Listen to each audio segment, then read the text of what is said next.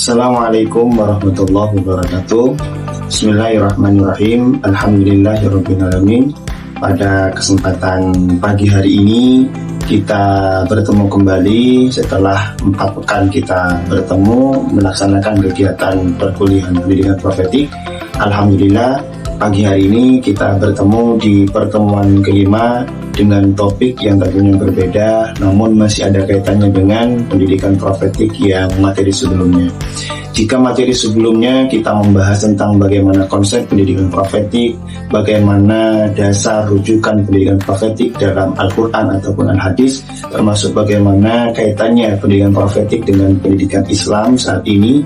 Dan hari ini di pertemuan kelima kita akan membahas tentang 3 pilar pendidikan profetik, yaitu yang pertama adalah humanisasi, yang kedua adalah literasi, dan yang ketiga adalah transendensi. Nah, oleh karena itu di pertemuan kelima ini, mari kita simak video penayangan berkaitan dengan materi 3 pilar pendidikan profetik.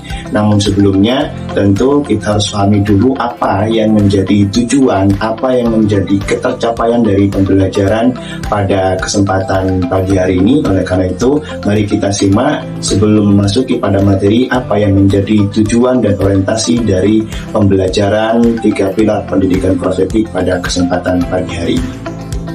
Setelah menyimak video ini, diharapkan pertama, mahasiswa mampu menjabarkan 3 pilar utama: pendidikan profetik, humanisasi, liberasi, dan transendensi. Kedua, mahasiswa mampu menganalisis keterkaitan dari ketiganya dalam pembelajaran.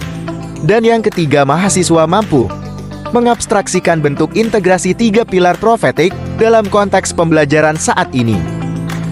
Pilar pertama dalam pendidikan profetik adalah humanisasi. Istilah ini berasal dari kata human, yang berarti manusia. Dalam konteks ini, humanisasi berarti menjadikan manusia lebih manusiawi. Dalam pendidikan profetik, ini dimaknai sebagai proses membangun kesadaran kemanusiaan melalui pendidikan. Di sini, siswa tidak diposisikan sekadar sebagai objek yang menerima ilmu, melainkan sebagai subjek aktif yang berpikir, bertanya, dan berkembang secara utuh sebagai manusia. 2 adalah liberasi, berarti pembebasan. Pendidikan profetik harus membebaskan manusia dari penindasan struktural, kebodohan, dan ketidakadilan sosial. Paulo Freire menyebutnya sebagai pendidikan yang membebaskan. Next.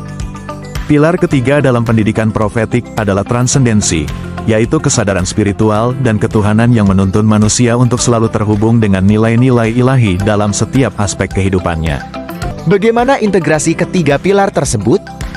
Penerapan pendidikan profetik menuntut keterpaduan antara 3 pilar utamanya: humanisasi, liberasi, dan transendensi. Ketiganya tidak berdiri sendiri, melainkan saling terhubung dalam setiap aspek proses pendidikan.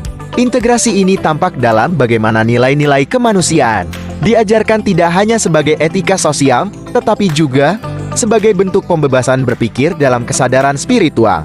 Dalam konteks ini, kegiatan belajar mengajar diarahkan untuk membentuk peserta didik yang mampu bersikap adil, berpikir kritis, dan memiliki orientasi hidup transenden. Dengan demikian, pendidikan tidak sekedar membekali pengetahuan, tetapi menjadi ruang transformasi menyeluruh yang merefleksikan nilai-nilai kenabian secara konkret. Alhamdulillahirrabbilalamin, sudah kita simak bersama tentang materi 3 pilar pendidikan profetik, dimulai dari humanisasi, transendensi, dan juga liberasi. Oleh karena itu, sebagai bentuk penguatan dan sekaligus juga penyempurnaan dari materi kita pada kesempatan kali ini, saya berharap kepada semua mahasiswa untuk merefleksikan, untuk kemudian menindaklanjuti dengan sebuah penugasan dengan instruksi penugasan sebagai berikut.